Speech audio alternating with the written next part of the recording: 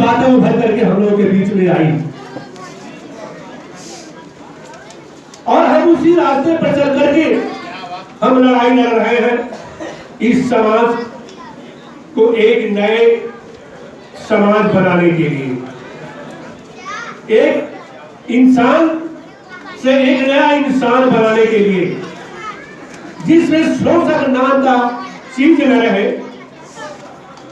सारे लोग जो है एक दूसरे के भाईचारा का संबंध रखें।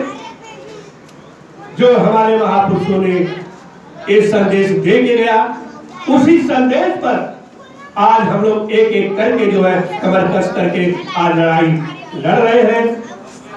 हम सब लोग जानते हैं राजनीति की लड़ाई लड़ना आसान है, लेकिन सामाजिक लड़ाई लड़ना कठिन है। इसलिए कठिन है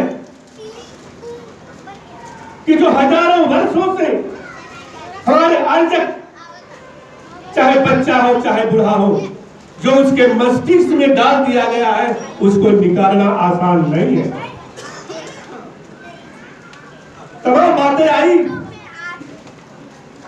अर्जक शादी का परिवार तो अर्जक में क्यों नहीं हो पा रहा है, ये बहुत मूल बात है। हमारे वकील साहब ने कहा है, सही बात है। आज हम हैं, कल हम नहीं रहेंगे, लेकिन इस धरती का क्या होगा, इस समाज का क्या होगा अगर हम अपने पीछे वारिसदार नहीं बनाए, अपने परिवार में नहीं बनाए, तो एक सारा का सारा दिखावा हो जाएगा। हमारा दुश्मन हमारे परिवार पर कब्जा कर लेगा, हमारे परिवार के दिमाग पर कब्जा कर लेगा। मेरे साथियों, आज की जो समय देख रहे हैं, आज वही हम लोग के सामने आ रहा है। तो मैं सबसे पहले ये कहना चाहता हूं, परिवार से बढ़ के, समाज से बढ़ के अगर हमारे लिए महत्वपूर्ण है तो पहले देश है। अगर देश हमारा नहीं रहा और उसी के साथ हमारा भारतीय संविधान, दोनों का संबंध चोरी दामन का संबंध है। हम एक दूसरे को अलग नहीं कर सकते। अगर हम भारतीय संविधान को अलग कर देंगे तो हमारा देश चकनाचूर हो जाएगा। अगर हम देश पर अनदेखा करेंगे तो हमारा भारतीय संविधान चकनाचूर हो जाएगा। मैं आप लोगों को आगाह करना चाहता हूं, हम लोग सामाजिक लड़ाई कमोबेश में लड़ रहे हैं, हर घरों में लड़ रहे हैं, रोड पर लड़ रहे हैं, संसद में लड़ रहे हैं, लेकिन सवाल यहां सबसे पहले देश का है कि क्या देश हमारा एक रहेगा कि नहीं रहेगा। आज देश हमारा बटने की कगार पर है, दो भाग में बटने जा रहा है। मैं आप लोगों के सामने खुल करके रख देना चाहता हूं। एक तरफ हमारे अम्बेडकर जी के द्वारा जो उन्होंने कल्पना किया था कि हमारा देश भारत होगा, और दूसरी तरफ क्या है, भारत नहीं हिंदुस्तान होगा। पता कि नहीं पता भाई? इसी भारत के अंदर दो विचारधारा हुई कि नहीं हुई? एक तरफ हिंदुस्तान, एक तरफ भारत। अमेरिका जी की सारी जो है संविधान को पढ़ डालो, कहीं भी हिंदुस्तान का नाम नहीं दिखाई देगा, भारत आएगा, भारत। मैं आप लोगों को बताना चाहता हूं, कुछ हमारे अशिक्षित भी है,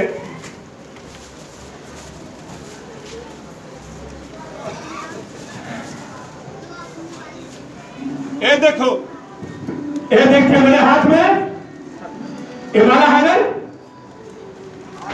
एक तरफा है ना, जुटा हुआ है, और दूसरा हमारे हाथ में ये माला है। मैं आप लोगों से पूछना चाहता हूं, आपको देखने में कौन कौन माला अच्छा लग रहा है, कौन माला सुहाना, ये लग रहा है या ये लग रहा है? हाथ उठाओ, बताओ, ये अच्छा लग रहा है कि इधर वाला ना, धन्यवाद आपको। ये आपका जो माला है ये हिंदुस्तान है, ये हिंदू है, हिंदू हिंदुस्तान बनाना चाहता है। और ये जो है ये माला आपका भारत है। इस भारत में आपने देखा हिंदू भी है, मुसलमान भी है, क्रिश्चियन भी है, धर्मी है और पारसी भी है कि नहीं है? इसीलिए ये माला सुहावना लग रहा है। और भारत की सबसे बड़ी पहचान यही है, भारत की। तो अब हमें और आपको तय करना है कि हिंदुस्तान बनाना है या भारत बनाना है। मेरे साथियों, एक सबसे बड़ी सवाल है। तो मैं आप लोगों से कहना चाहता हूं कि भारत को टुकड़े टुकड़े मत होने दो। हमारी नहीं, एक भारतीय नागरिक का कर्तव्य बनता है कि भारतीय संविधान के अनुसार इस देश को बचा लो। मेरे साथ आप देख रहे हो आज 15 दिन से चल रहा है रामायण के लेकर सवाल को, कहीं जो है बाबा के सवाल को लेकर के जो पाखंड फैला रहा है ये चल रहा है। इसके याद में दो का बहुत बड़ा नुकसान हो रहा है, एक मेरे देश का और दूसरे मेरे संविधान का, और तीसरा क्या है मेरे हक और अधिकार का, है ना? कोई हक और अधिकार की लड़ाई नहीं लड़ रहा है, वो तो बदल गया दूसरे रूप में कि मुझे गाली क्यों दिया। मैं नहीं पसंद कर रहा हूं, मैं भी नहीं पसंद कर रहा हूं कि वो गाली देना अच्छी बात है। अगर जिस धर्म के पुस्तक में, जिसको धर्म की पुस्तक माना है, अगर उसमें अगर गाली दिया गया है तो वो धर्म का पुस्तक हो ही नहीं सकता। एक कटु सत्य है। तो मेरे जो है अधिकार को छीने जा रहे हैं, उस अधिकार की लड़ाई बैक फुट पर चली जाए, रद्दी टोकरी में फेंक दी जाए तो कौन लड़ेगा? हम लड़ेंगे, आप लड़ेंगे, मेरा आर्यक संघ लड़ेगा, हमारे जितने भी हमारे समाज के जो चिंतक है, जो हमारे समाज सेवी संगठन है वो लड़ेंगे। दूसरा कहीं अमेरिका से या जापान से लड़ने के लिए नहीं आएगा। मेरे साथियों, मेरे अधिकार, इस अधिकारों पर जो है कौन कब्जा किया है? 3 चीज हमारे भारत का मुख्य है, वकील साहब जान लीजिए। पहला है न्यायालय। न्यायालय में सबसे उच्च सुप्रीम कोर्ट है। उस सुप्रीम कोर्ट के अंदर किसका अधिकार है? एक खास विशेष लोगों का अधिकार है कि नहीं है? ओबीसी ना पता, एसटी किसी तरह से काटोगे तो होगे, किसी तरह से सारे के सारे कब्जा का आधार उन्होंने क्या बनाया? जिस तरह से हमारे नौजवान शिक्षित नौजवानों को छटनी के लिए इंटरव्यू रखा है, परीक्षा नहीं इंटरव्यू रखा है। इंटरव्यू में परीक्षा में चाहे 90% पास कर लो, मार्क ले लो, 99% ले लो, लेकिन इंटरव्यू में बाबू छट गए। उसी तरह से उस सुप्रीम कोर्ट के न्यायालय में है, वो क्या है? कॉलेजियम। आओ, वो परिवार बैठा हुआ है मनाजीज की तरह, वो अपने परिवार को ले जाएगा, अपने बेटी को ले जाएगा, अपने भाई को ले जाएगा, अपने जात बिरादर को ले जाएगा, और चाहे कितना भी टाप कर लो आप नहीं जाओगे। मेरे साथी, ये अधिकार कौन लड़ेगा? हमें आप लड़ेंगे मेरे साथियों। हक माना जा रहा है। दूसरी तरफ जाके देखो इलाहाबाद, जाके देखो बीएचयू के अंदर बच्चे घर द्वार छोड़कर, खाना पीना छोड़कर, रात दिन एक करके वो तैयारी कर रहे हैं आईएएस बनने की। जब आईएएस की तैयारी करते हैं तो उनका पढ़ना न पढ़ना बेकार, किस लिए बेकार है? रुक जाइए, संक्षेप करके वो कहता है बेकार है। जब अलग से एंट्री, उसे अलग से कहते हैं, एक एंट्री अलग से आती है, उसे लेटरल एंट्री। लेटरल एंट्री के द्वारा जब आईएएस बन जाएगा तो वो लड़का जो आंख फोड़ रहा है, जो बिना खाए पिए परीक्षा दे रहा है, उसकी पढ़ने का क्या मतलब रह गया? सारे के सारे लोग हो जाएंगे।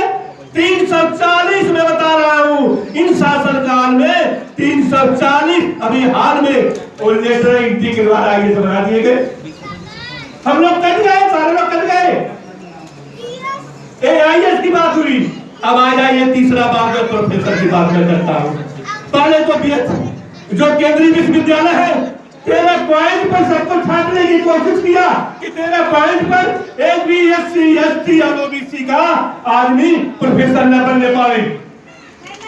जब उससे वो हताश हो गया, सुप्रीम कोर्ट फेल हो गया कि अब तो आंदोलन छिड़ जाएगा देश में, तो उसको स्थगित कर दिया। बाबा जो है वो नहीं होगा, तो उन्होंने क्या काम कर दिया। अभी हाल में केंद्रीय विश्वविद्यालय उपासक जी जान लीजिए, लेटरल एंट्री उच्च शिक्षाओं में प्रोफेसर बनने के लिए 10% की तैयारी हो गई है। जितना से आईएएस होगा, तो मैं आप लोगों से कहना चाहता हूं, अपने घर के बच्चों को पढ़ाओ, उच्च शिक्षा दो, लेकिन साथ ही उनके अंदर वो मानसिक चेतना भी भरो, एक वैज्ञानिक सोच भरो, जो अपने हक और अधिकार के लड़ने की भी वो सोचे। अगर वो नहीं सोचेगा तो निश्चित है कि उसकी पढ़ाई दो कौड़ी की होगी और जहां देखोगे सब मेरे साथियों, ये मेरे आर्जक सबकी भी जिम्मेदारी बनती है। हम सामाजिक अंग हैं, हम उसी समाज के अंग हैं, इसलिए अर्जक संघ ये आवाहन करता है कि ये जो है 16वें सम्मेलन के बाद हम लोग जो है उस लड़ाई को लड़ेंगे, कंधे से कंधे मिल के लड़ेंगे।